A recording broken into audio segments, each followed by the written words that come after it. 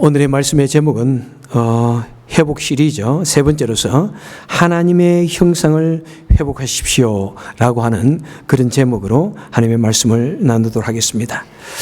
여러분에게 그림을 하나 보여드리겠습니다. 자, 이 그림이 무슨 그림입니까? 하시면서 다 부끄러움 많으셔서 말씀 안 하시네요. 자, 미켈란젤로의 천지창조라고 알려져 있습니다. 우리 한국 사람들은 천지창조지만은 오히려 영어권에서는 아담의 창조라고 이렇게 이야기합니다. 자, 한번 같이 볼까요? 누구죠, 이 사람이?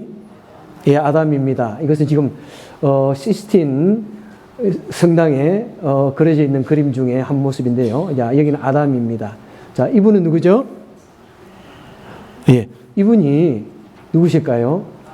하나님이시랍니다. 예. 그 다음에 주위에 있는 사람들은 천사들을 말합니다. 자, 그런데 하나님께서 아주 나이 많으신 할아버지를 닮으셨어요. 성경적일까요? 상당히 근위도 있으시고 자세히 들여다보면 위엄과 자비가 충만하다고 합니다. 하나님이 할아버지 같이 생기셨을까요? 이 하나님이 사람같이 생겼다는 것은 이제 창세기 1장 27절에서 하나님께서 인간을 창조하실 때 하나님께서 이렇게 말씀하십니다. 우리가 우리의 형상을 따라 사람을 만들자. 그래서 이 하나님의 형상이 무엇인가에 대해서 지금 생각하는데 그 당시는 이 하나님의 형상이 바로 사람의 겉모습과 같다. 그러니까 하나님의 형상에 따라서 사람을 지었는데 바로 하나님의 모습이 이런 모습에 따라서 사람을 만들었다. 이 겉모습에 상당히 중점적으로 중요하게 그렇게 생각을 했던 것 같습니다. 그리고 현대 신학자 중에서도 쿵켈 같은 신학자는 그렇게 말합니다. 하나님의 그 겉모습, 이 모습에 따라서 역시 사람도 창조되어졌다. 그리고 내면적인 것도 그래하다. 이렇게 말합니다. 그런데 대부분의 계획주의 우리 신학자들은 이 하나님의 형상을 무엇이라고 말씀하냐면은 바로 우리 인간의 영혼을 말씀한다.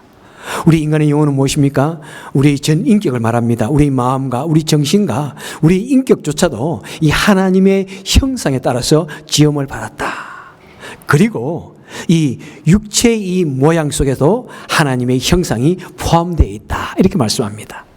그러니까 사실은 어려운 말입니다. 그죠? 육체의 외형의 모습에도 하나님의 영광이 형상이 포함되어 있다. 그런데 외적인 이 모습이 실제로 하나님의 형상일까 하는 것에 대해서는 역시 우리는 완벽하게 알 수는 없지만은 역시 매우 의미가 있는 그런 모습입니다.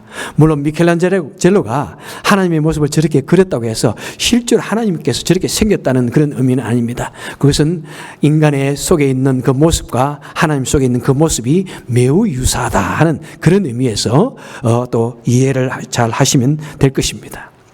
아마 이 세상에서 가장 유명한 그림이 아마 이 그림일 것입니다. 자, 그러면은 이 하나님의 형상에 대해서 지금 말씀을 나눴는데 제가 사실 이 하나님의 형상에 대해서 또 거의 논문을 한 2개 정도를 그냥 읽었습니다. 그런데 여러분에게 나눌 거는 별로 또 없었습니다. 단지 지금 한 1, 2분 사이에 말씀드리는 이것이 제가 한 2권의 논문을 읽은 그 짤막한 내용입니다. 자, 하나님의 형상은 무엇이냐? 그것을 가장 잘 표현한 말씀이 바로 오늘 말씀, 우리가 읽은 본문의 말씀입니다. 에베소서 4장 24절, 하나님을 따라 의와 진리의 거룩함으로 지으심을 받은 새 사람을 입으라. 바로 이것이 하나님의 거룩한 형상이라는 것입니다. 여러분, 우리 마음속에는 하나님의 거룩한 형상이 있는데 그것이 무엇이냐면은 의로움, 진리를 추구하고 그 다음에 거룩함을 추구하는 이런 모습이 하나님의 형상으로 지음을 받은 가장 중요한 모습이라는 것입니다. 그리고 성경 여러 곳에서 이 하나님의 형상에 대해서 하나님의 품성에 대해서 말씀해 줍니다. 베드로후서 1장 4절에서는 하나님의 형상을 신성한 성품이다 이렇게 말씀합니다. 예. 굉장히 거룩한 그런 성품들이 곧 하나님의 형상인데, 구체적으로도 이렇게 말씀합니다. 우리의 믿음, 그 다음에 덕, 그 다음에 지식, 절제, 인내, 경건, 사랑, 이런 것이 하나님의 형상이다, 이렇게 말씀합니다. 그 성경 여러 곳에 보면은 우리 사람들이 가지고 있는 이 여러 가지 고귀한 성품들, 진실함을 추구하는 것, 그죠? 이것이 바로 하나님의 형상이라는 것입니다. 동물은 뭐 진실하게 살겠다 그런 고민 하나도 안 합니다. 우리 사람들도 때로는, 우리 믿는 자들도 거짓말도 하고 진실하지 않은 면이 가끔 보이지만은 그래도 우리는 진실하게 살려고 매우 고민을 합니다. 그래서 우리 사람들 마음에는 무엇이 있습니까? 이 양심이라는 것이 있습니다. 이 양심이라는 것. 그리고 희생이라는 것, 얼마나 고귀한 것입니까? 내가 먹고 싶은 것이 당연한데, 내 먹고 싶은 것, 나를 위해서 쓰고 싶은 것이 당연한데, 내가 쓰고 싶은 것, 나를 위해서 쓰고 싶은 것 절제해가지고 하나님을 위해서, 주위 사람들 위해서 쓰는 것은 너무나 고귀한 하나님의 형상인 것입니다. 겸손함, 귀한 하나님의 형상입니다. 동물들은 내가 다른 동물에게 겸손해야지 뭐 이런 것 없습니다. 단지 다른 어떤 동물이 무서울 때 아주 꼬리를 내리는 그런 모습은 있지만은, 그래도 내가 모든 것을 가졌음에도 불구하고 겸손한 모습으로 정말 다른 사람을 대하는 그런 것은 무엇입니까? 바로 하나님의 형상인 것입니다. 이 고귀한 하나님의 형상, 너무나 고귀한 이 하나님의 형상이 그런데 어떻게 되어졌습니까? 우리 인간의 죄악으로 말미암아 이 하나님의 형상이 철저히 파괴되었습니다. 소실되어졌습니다. 변질되어졌습니다. 그것을 로마서 1장에서 자세히 적고 있습니다. 제가 한번 읽어보겠습니다. 썩지 아니하는 하나님의 영광을 썩어질 사람과 새와 짐승과 기어다니는 동물 모양으로 우상으로 바꿨느니라. 하나님께서 그들을 부끄러운 욕심에 버려두셨으며, 또한 그들이 마음에 하나님 두기를 싫어하며 하나님께서 그들을 그 상실한 마음대로 내버려 두사 합당하지 못한 일을 하게 하셨느니라. 이렇게 말씀하고 있습니다. 그 중요한 구절들만 이렇게 선별해서 읽었습니다. 자, 하나님께서 우리 인간을 창조하실 때 우리 인간을 거룩한 하나님의 형상으로 창조하셨다. 그리고 영원 불멸의 그런 존재로 우리 인간을 창조하셨다. 너무나 고귀한 존재로 창조하셨다는 것입니다. 그런데 우리 인간의 불순종으로 말미암아 어떻게 되어졌습니까? 그 영원 불멸의 고귀한 존재가 이제 죽게 되어졌고, 죽었어. 그 다음에 죽기 이전에도 우리 몸이 너무나 아름답지 못한 모습으로 변해간다는 것입니다. 죽어서는 너무나 정말 추한 모습으로 썩어져 나가는 그런 우리 인생이 되어졌다는 것입니다. 그리고 너무나 고귀한 하나님의 형상을 가진 우리가 무슨 형상이 되었다고요? 동물의 형상이 되었다는 것입니다. 미물의 형상이 되었다는 것입니다. 기어다니는 파충류와 같은 그런 추한 형상으로 이렇게 변질되었다는 것입니다. 양심이 마음에 살아있어서 작은 만한 일에도 괴로워하고 지나가는 바람에도 괴로워하던 그런 선한 양심을 가졌던 우리 인생들이 이제 어떻게 되어졌다고요? 부끄러움을 모르는 그런 존재가 되어졌다는 것입니다. 정말 너무나 부끄러운 그런 일을 행하고도 부끄러움을 모르는 존재가 되어졌다. 그래서 어떤 일을 예를 들었냐면은 동성애를 예를 듭니다. 아주 부끄러운 동성애를 행하면서도 그 부끄러움을 모르는 그런 존재까지 되어졌다. 이렇게 말씀합니다. 그 다음에 또 어떤 존재가 되었냐면은 하나님을 싫어하는 존재가 되어졌다.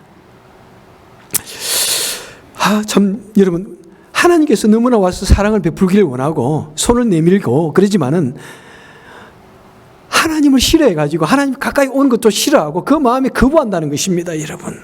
여러분 그런 거 경험해 보았습니까? 우리 자녀들에게, 어린아이들에게 너무 좋아가지고 가까이 가기 원하고 이렇게 잘 해주는데, 그런데 아이가 웬일로 나를 싫어합니다. 무조건 싫다고 그럽니다. 나를 밀어냅니다. 얼마나 상처가 됩니까? 그죠? 그런데 우리 인생들이 그렇다는 것입니다. 그 다음에 어떻게 되어졌습니까? 그 하나님을 상실했다. 우리 마음에 하나님을 아는 이 모든 것을, 하나님의 형상을 완전히 잃어버렸다, 상실했다고 이렇게 말씀을 하고 있습니다. 그래서 우리 마음에는 하나님의 형상이 없어졌습니다. 아주 있어도 너무나 작은 모습으로 남아있다는 것입니다. 우리 마음이 너무나 추해졌다는 것입니다. 너무나 완악해졌다는 것입니다.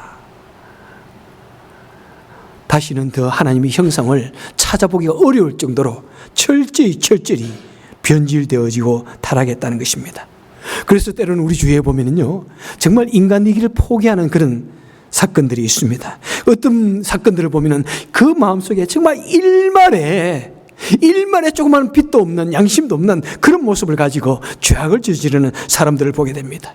무슨 일을 저질러 놓고도 조금도 두려움을 느끼지 못하고요, 잔혹하고 가락한 그런 일을 거침없이 조금도 괴로워하지 않냐고 거침없이 하는 그런 사람들이 얼마나 역사 중에 우리 주위에 많이 일어나고 있는지 모릅니다.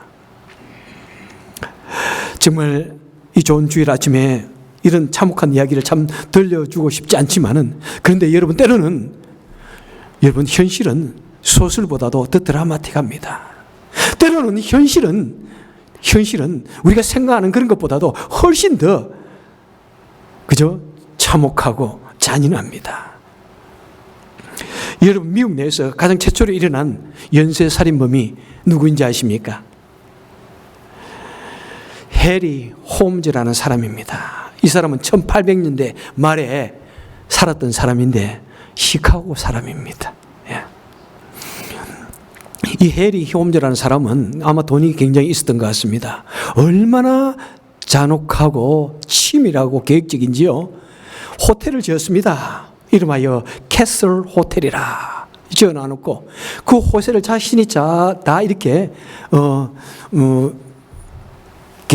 블루프린트를 만들어가지고 다 이렇게 지었습니다. 그래서 방마다 가스관을 넣어가지고 가스실을 만들었고요. 그 다음에 층마다 비밀 통로를 만들어가지고 가스로서 사람을 죽여가지고 그 비밀 통로로 시체를 운반했고요. 그 다음에 지하에 내려가면은 시체를 회부하고 소각하는 그런 것까지 다 만들었습니다. 얼마나 참 참혹한 일입니까? 그 당시 시카고 박람회에 참여하기 위해서 온 사람들을, 특별히 혼자 온 사람들 또는 그런 사람들을 보고는 그런 사람을 살해해가지고 죽이고 해부하고 불태우고 심지어는 장기까지 매매했다고 합니다. 죽인 사람이 27명에 미수에 그친 사람이 셀 수도 없이 많습니다.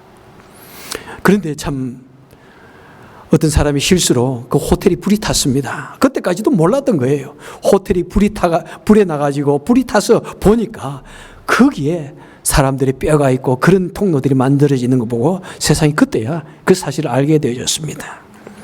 이것이 곧 영화로 만들어진답니다. 이분은. 자, 여러분, 참 우리 주위에, 현대 주위에 일어나고 있는 그 잔혹한 사실들을 보면은 여러분 소름이 끼칩니다. IS들이 정말 기독교인들을 잡아서 참행을 하고 불에 태워 죽이고, 지금도 나이지리아나 인도네시아 이런 데 그 해국권 국가에서는 기독교인들을 무참하게 박해를 합니다. 사람들 잡아서 죽이는데 그냥 죽이지 않습니다. 여러분, 유튜브에 보면은 그런 게 나와 있습니다. 불을 태워서 죽이고요. 이제 사람들이 모여서 그냥 몽둥이로 때려 죽이는 그런 사건들이 현재에도 여러분 이 세상 곳곳에서 그런 참혹한 일들이, 정말 눈으로서 믿을 수 없는 그런 일들이 일어나고 있습니다. 바로 어제 한국에서 일어난 그 기사를 보니까 참 그렇더라고요. 약 55세 된 남자, 최모라고 하는 남자가 보험금을 타기 위해서 아내를 살해했습니다. 그 아내를 살해하는 방법이 얼마나 치밀한지요. 자기가 그 아내를 살해해야 되겠다고 생각하는 곳에 자신의 차를 미리 딱 그 옆에다 갖다 두었습니다. 그리고 새벽에 아내와 더불어서 새벽 기도를 갔다고 합니다. 정말 교인이라고 좀 안 불려지기를 원합니다. 아내가 가는데 따라갔다고 우리 그렇게 생각합시다. 그냥 새벽 기도를 가가지고 그 아내를 데리고 자신이 계획했던 그 장소에 가서 아내를 죽이고 차를 불태웠습니다. 그리고 자기는 집에 왔습니다. 그리고는 아내 실종 신고를 내고 그 다음에는 이렇게 말합니다. 예, 우리는 새벽기도 갔고요. 나는 집에 왔고 아내는 나물 캐러 갔습니다. 그런데 그것이 나중에 다 들켰어요. 사람이 먼저 죽고 불을 태면은 코로 연기가 안 들어가기 때문에 배에는 연기 거름이 없는데 머리가 그렇게까지는 안 똑똑했던 거예요, 그냥. 그리고 해부를 해보니까 코에 아무런 연기가 안 들어가 놓으니까 타살이구나. 그래서 이렇게 인베스티게이트 해가지고 결국에는 그 남자를 잡았습니다. 얼마나 참 잔인하고 그죠? 참혹합니까? 그런데 사실 이 남자만 그런 게 아니에요. 여자도 참혹한 여자가 있더라고요. 무서운 여자가 있더라고요. 정말 아마 유례 없는 여자가 2015년도 경기도 포천에서 46살 된 여인입니다. 뭐라고 그럴까요? 좀 욕을 좀 할까요? 이 여자는 보험금을 노리기 위해서 결혼을 해가지고 남자를 죽였습니다. 그리고 또 결혼해가지고 또 남편을 죽였습니다. 두 명의 남편을 죽이고 그 남편의 어머니까지 시모까지 죽여서 3명을 죽여가지고 무려 10억의 보험금을 타냈습니다. 얼마나 철저하게 했는지 알 수 없을 정도로 매일같이 독약을 조금씩 먹여가지고 해부를 해도 그 죽음의 원인을 발견하지 못했다고 합니다. 얼마나 잔혹한지. 자기네 친딸조차도 보험금을 타기 위해서 친딸도 죽이고 있는 중이었습니다. 계속해서 독약을 먹이고 있어가지고 그 온몸에 독약이 그냥 청산가리가 가득 채워져 있는 그런 상태였다고 합니다. 얼마나 참혹한지요. 그런 사람들에게 우리가 과연 인간성이라는 것, 인간의 존엄성이라는 것을 찾아볼 수 있을까? 저 치가 떨리지 않습니까, 여러분? 이런 끔찍한 만행은 사실 우리 역사에 보면은 말할 수 없지 않습니까? 나라와 나라가 나치와 일본의 만행을 보면은요, 정말 이가 갈리지 않습니까? 그렇게 엄청난 만행을 저질러 놓고도 조금도 회개하지 않는 그런 모습을 보면은 정말 미운 생각이 들어요. 정말로. 예? 어떤 때는 저도 막 편협해지려고 그래요. 예. 너무나 정말 잔혹한 그런 인간의 모습 속에는 하나님의 형상이라고는 찾아볼 수가 없습니다. 여러분 정말. 그런데 하나님께서는 성경은 우리에게 하나님의 형상을 내 속에 회복하라고 말씀하고 있습니다. 하나님의 형상을 우리 삶 속에 회복하라고 말씀하고 있습니다. 하나님의 거룩한 모습을 그 죄악된 그 인간 속에 같이 어울려 놀지 말고 바로 우리의 삶 속에 회복하라고 우리에게 말씀하고 있습니다. 하나님의 형상을 회복하라는 것은 곧 다른 말로 하면은 그리스도를 닮아가라라는 말입니다. 그리스도를 닮아가라. 왜 그렇습니까? 곧 그리스도는 어떤 분입니까? 골로새서 1장 15절에 보니까 그는 보이지 아니하는 하나님의 형상이요. 여러분, 예수님은 보이지 아니하시는 하나님의 형상. 하나님은 영이십니다. 하나님은 무한대의 그런 지혜와 지식을 가지신 분입니다. 그런데 우리 사람은 육체적인 존재입니다. 육적인 존재고 너무나 제한적인 존재입니다. 우리의 머리로서는 도저히 하나님이 어떤 분인지 우리는 알 수가 없습니다.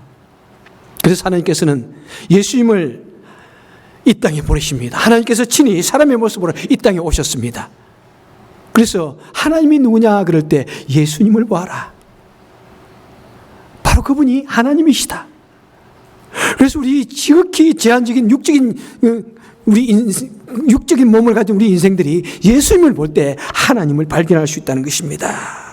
그래서 여러분, 하나님의 형상을 회복한다는 것은 무엇이냐면은 바로 예수님의 그 인격을, 예수님을 배우고 예수님을 닮아가고 예수님을 알고 예수님의 말씀을 실천하는 것이 곧 하나님의 형상을 내 속에 회복하는 것이라는 것입니다. 성경 다음으로 가장 많이 팔린 책 중에 하나가 이 토마스 아켐푸스의 책이 성경 다음으로 가장 많은 인쇄 발행 인수가 있다고 합니다. 자, 토마스 아켐푸스는 이 그리스도를 본받아라는 이 말 속에서 정말 우리가 어떻게 그리스도를 닮아가야 되는 데서 여러 가지를 말씀했는데 저는 그 중에서 세 가지만 말씀을 드리겠습니다. 첫째, 내 자신이 알려지기를 좋아하지 말라. 내 자신의 이름이 알려지기를, 높아지기를 좋아하지 말라. 이렇게 말씀합니다. 자기 자신을 나타내는 것을 좋아하지 말라. 두 번째는 침묵하라. 하나님의 음성은 너무나 세미해가지고 내가 막 소음을 일으켜서는 내가 하나님의 음성을 들을 수 없다. 언제나 조용하게 잠잠하게 하나님의 사랑과 하나님의 뜻을 발견하기를 애쓰라. 세상의 소음을 차단할 때 하나님의 음성이 들린다고 이렇게 말씀합니다. 그 다음에 세 번째는 겸손의 그릇을 가져라. 너의 겸손한 마음 속에, 그 그릇 속에 살아계신 하나님의 말씀이 담기고 깨달음이 담긴다. 이렇게 말씀합니다. 여러분, 우리가 마음을 겸손하게 가져야 이 하나님이 우리 마음속에 들어와서 우리로 하여금 하나님이 살아계신다는 것을 깨닫게 해주시고, 우리가 하나님의 말씀을 들을 때 하나님 말씀이 그 우리 마음속에 들어온다는 것입니다. 그리고 그것이 깨달아진다는 것입니다. 여러분,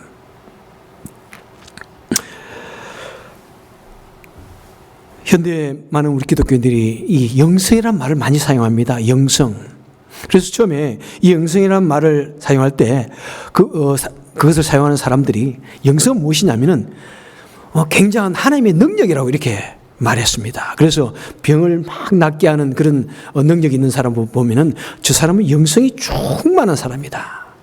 그 다음에 막 뜨겁게 기도하고 아주 굵은 목소리로 기도하고 거룩한 모습으로 이렇게 종교인의 모습을 가지고 있으면 그 사람 영성이 대단해 이렇게 말합니다. 그런데 그것이 영성이 여러분 아닙니다. 참된 영성은 무엇입니까? 그리스도를 닮아가는 것이라고 말씀합니다. 우리 인격이, 우리 마음이 그리스도의 그 인격, 그리스도의 그 마음을 계속해서 닮아가는 것이라는 것입니다. 그리고 우리 삶 속에서 그 그리스도의 말씀을, 그리스도의 그 모습을 실천하는 것이 바로 영성이 풍성한 사람이라는 것입니다. 여러분, 우리는 인간적이다, 그 사람 참 인간적이다 이런 말도 잘 씁니다. 그죠? 그런데 이 인간적이라는 이 말에는 두 가지의 의미가 있습니다. 첫째는 저 사람 참 인간적이에요 할 때 좋은 의미의 인간적이라는 말이 있습니다. 인격적이고 참 신사적이고 따뜻하고 인간적이다 이런 말입니다. 그런데 우리 어떤 종교적인 그런 관점에서 인간적인 생각으로 이렇게 말하면은 하나님을 추구하지 아니하고 내 개인의 생각이나 개인의 욕심을 추구한다 이 말입니다. 그런데 여러분, 이 인간적이라는 말이, 가장 인간적이라는 말은 무엇일까요? 가장 인간적이라는 말은 가장 하나님을 닮은 사람이 가장 인간적이라는 사실을 우리 마음속에 꼭 이번에 새기기를 원합니다. 가장 하나님의 모습을 닮은 사람이 가장 인간적인 사람이다. 왜 그렇습니까? 하나님께서 우리를 창조하실 때 하나님의 형상대로 우리를 창조했기 때문에 우리가 하나님의 그 모습으로 닮아가면 닮아갈수록, 하나님의 그 모습이 우리 속에 드러나면 드러날수록 가장 그것이야말로 인간적이라는 것입니다. 여러분,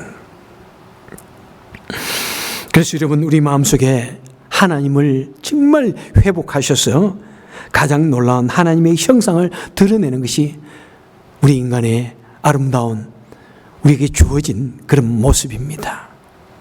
그래서 여러분, 이성이라는 것은 무엇입니까?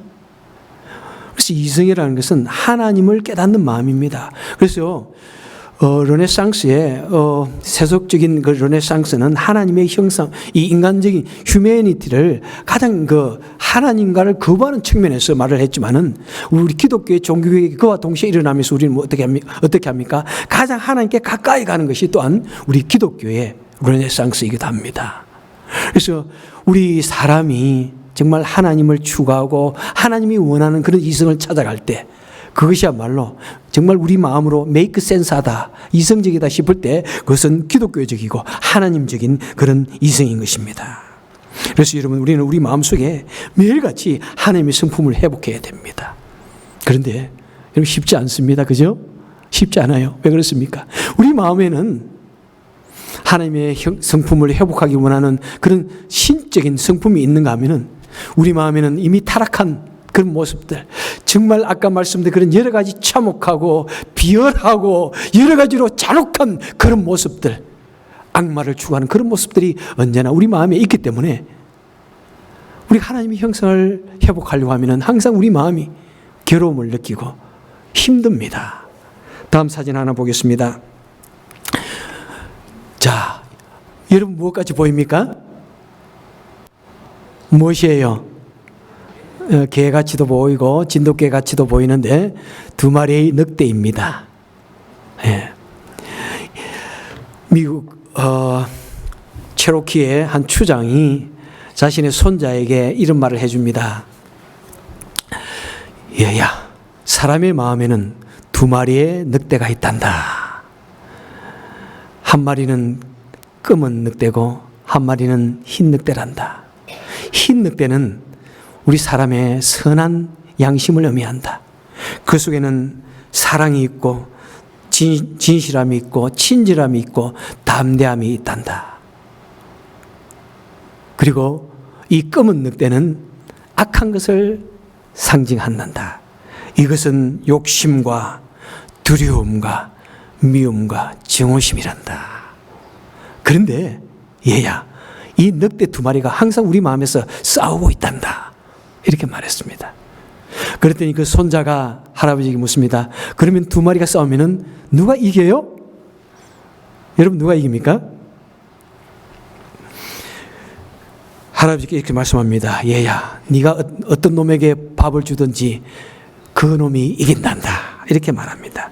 내가 밥을 주는 그 놈이 이긴단다. 그렇습니다. 이 두 마리의 늑대는 사실 우리 성경에도 나오는 말이죠. 우리 속에는 죄된 본성과 하나님의 영광된 본성이 둘이 항상 우리에게 있는데, 여러분, 우리가 어떤 늑대에게 우리가 먹이를 주느냐에 따라서 우리 강한 흰 늑대가 승리하기도 하고, 때로는 우리가 이 검은 늑대가 승리해가지고 우리가 실패하는 그런 인생이 되기도 하는 것입니다. 여러분, 흰 늑대가 좋아하는 음식은 무엇입니까? 하나님의 말씀입니다. 기도입니다. 하나님을 향하여 드리는 찬양입니다. 우리 입에서 나오는, 우리 생각에서 나오는 선한 말과 여러 가지 좋은 그런 말들입니다. 그 다음에 좋은 책을 읽을 때 또한 내 영혼의 흰 늑대에게 매일같이 좋은 양식을 먹이는 것입니다. 그리고 좋은 음악을 듣고요, 좋은 믿음의 친구를 사귀어서 같이 서로 큐티하며 믿음의 이야기를 나눌 때, 여러분, 흰 늑대가 건강하게 푸짐하게 그것을 먹고 우리는 매일같이 우리 삶 속에서 하나님의 영광과 하나님의 인격을 드러내는 하나님의 형상이 회복되어지는 그런 거룩한 삶을 살게 되는 것입니다. 그런데 내 마음속에 있는 이 검은 늑대에게 여러분 매일같이 세속적인 이야기를 합니다. 매일같이 남을 판단하고 비난하고 불평하고 화내는 말을 합니다. 그러면은 이 검은 늑대가 자꾸 강해지는 거예요. 예? 음란한 말을 즐기고 그런 것을 보고 그런다면은 계속해서 이 검은 늑대가 막 기세가 넘쳐나는 거예요. 세속적인 친구와 더불어서 매일같이 술을 즐기고 취하게 된다면은 이 검은 늑대가 그냥 늑대의 본능을 가지고 악마의 본능을 가지고 눈을 떠서 활기를 치는 것입니다, 여러분. 그러면요, 이것은 누구도 막을 수가 없습니다. 예, 누구도 막을 수가 없는 거예요. 여러분, 우리 마음속에 계속해서 싸우고 있는 이 두 마리의 늑대.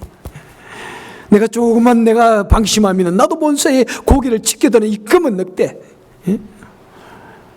검은 늑대는 순식간에 팍팍 자랍니다. 여러분 경험해 보셨지만 순식간에 하루아침에 비스트가 되기도 합니다. 하루아침에 악마가 되기도 합니다. 하지만은 이 흰 늑대를 먹이는 것은 참 쉽지가 않습니다. 우리가 노력하고 절제하고 매일같이 먹여도 때로는 흰 늑대는 잘 못 자라는 것 같아요, 여러분. 하지만 우리는 조금 더 낙심하지 말고 하나님을 믿고 내 마음속에 있는 이 거룩한 늑대를 위해서 좋은 음식을 먹여야 됩니다. 건강식을 하는 사람들의 모토가 있습니다. 무엇입니까? You are what you eat. 내가 먹는 대로, 내가 먹는 것에 따라서 네 자신이 된다, 이렇게 말합니다. 그래서 정말 좋은 음식이라는 것은 기름진 것을 말하는 것이 아니라 주로 과일이나 신선하고 이런 것을 먹으면은 우리 몸이 그에 따라서 그렇게 간다고 이야기하고 있습니다. 이것은 건강식을 하는 사람들의 이야기뿐만 아니라 우리 기독교인들에게 마찬가지입니다. 우리가 무엇을 먹느냐에 따라서 우리 인격이 만들어지는 것입니다. 우리가 무엇을 먹느냐에 따라서 내 마음의 천사가 강하게 자리를 잡고 때로는 악마가 점차적으로 자리를 잡게 되어지는 것입니다. 왜 우리가 하나님의 형상을 회복해야 합니까? 왜 우리가 하나님의 형상을 회복해야 된다고 이렇게 말씀합니까? 바로 이것은 우리가 이 세상을 살아갈 때 우리를 통해서 하나님의 영광이 드러나기 때문입니다. 예수 믿지 않는 사람들은요, 예수 믿는 사람들을 보고 믿기 시작합니다. 예수 믿지 않는 사람들은 예수 믿는 사람들을 보면서 항상 그 삶이 어떤지, 그가 진심으로 예수를 믿는지 이런 것만 쳐다봅니다. 조금만 터지만 있어도 잡으려고 합니다.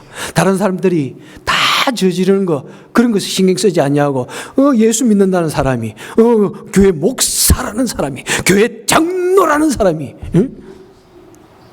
아주 작은 것에서 그것 가지고 마음 상해합니다. 그런데 그것은 우리 십자가예요, 여러분. 어쩔 수 없습니다. 어쩔 수 없습니다.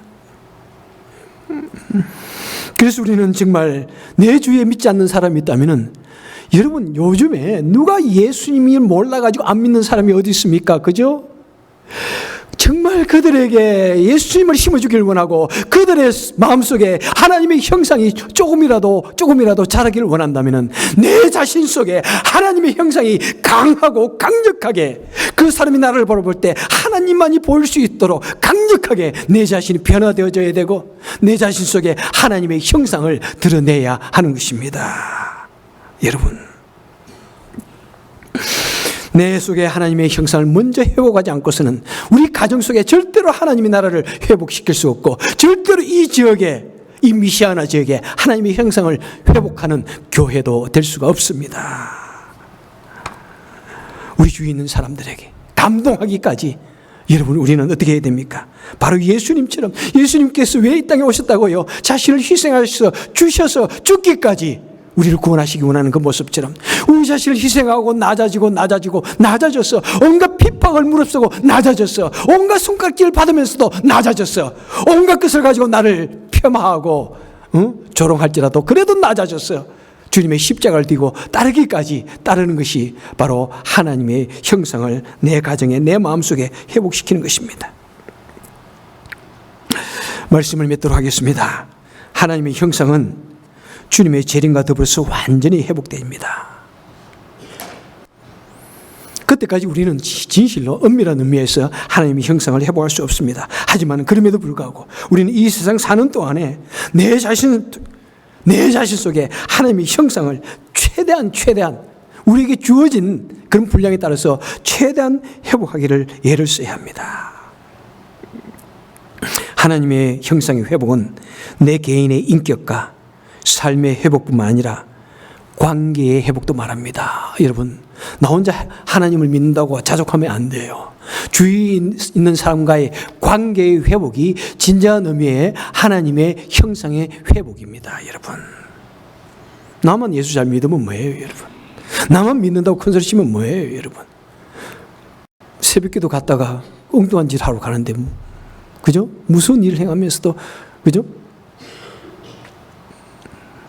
문제는 무엇입니까? 다른 사람의 관계 속에서 정말 예수 믿는다는 사람이 이렇게 다르구나, 그런 감동이 주어져 가지고 정말 내가 너를 보고 예수 믿어야 되겠다 하는 그런 마음의 회복, 인간관계의 회복이 진실로 하나님의 형상의 회복인 것입니다. 여러분, 하나님의 형상의 회복은 틀어진 인간관계 회복 속에서 하나님의 형상이 완성되어지는 것입니다. 여러분, 그림을 또 하나 보여드리겠습니다. 여러분, 이 그림 전에도 한번 말씀을 드렸습니다. 이것은 무엇이라고요? 물고기. 초대교회 때 초대교회 성도들이 같이 모여서 서로가 성도인 것을 확인하는 방법이 물고기를 이렇게 그렸습니다. 자, 이 물고기 속에 있는 이 헬라어는 익스투스, 라는 말입니다. 이것은 X, 예수 그리스도는 하나님의 아들이시고 구원자십니다. 이 말입니다. 이것이 익스투스란 말이 바로 물고기라는 말이랍니다. 그런데 이것을 볼 때 한 가지 더 생각하자고 제가 말씀을 드렸습니다. 자, 우리가 인생들이 하나님을 믿기 시작합니다. 자, 하나님을 믿기 시작합니다. 하나님을 믿으면서 점점 하나님의 은혜 속에 이렇게 내려갑니다. 하나님 속에 쭉 내려갑니다. 내려가면 내려갈수록 무엇이 더 높이 납니까? 하나님의 은혜, 하나님의 영광, 하나님의 인격, 하나님의 형상이 점차적으로 강해집니다. 크게 드러납니다. 우리가 물고기 밑바닥까지 내려가는, 그죠? 내가 철저히 낮아질 대로 낮아진다면은 하나님의 형상이 맥시멈으로 드러나는 것입니다. 그런데 지나쳐가지고 내가 교만해져가지고 하나님 위에 있게 되면은 하나님의 형상은 철저히 밟히게 되고 하나님의 영광은 땅에 떨어지게 되는 것입니다, 여러분. 오늘날 우리 그리스도인들이 어디쯤에 살고 있을까요? 우리 한국의 그리스도인들은 어떤 모습일까요? 행여나 하나님보다 높아져가지고 하나님의 형상이, 하나님의 영광이 짓밟히는 그런 세대는 아닙니까? 행여나 여러분 우리 개인의 나의 신앙엔 지금 현재 어느 상태에 있습니까? 아직도 여기에 있습니까? 아니면 점차 밑바닥으로 낮은 것으로 내 자신을 낮추고 있습니까? 아니면 그것이 넘어가가지고 점차적으로 이제 하나님보다도 더 높아지기 위해서 예를 쓰고 있는 우리는 아닙니까? 우리 교회는 현재 어느 상태입니까? 여러분.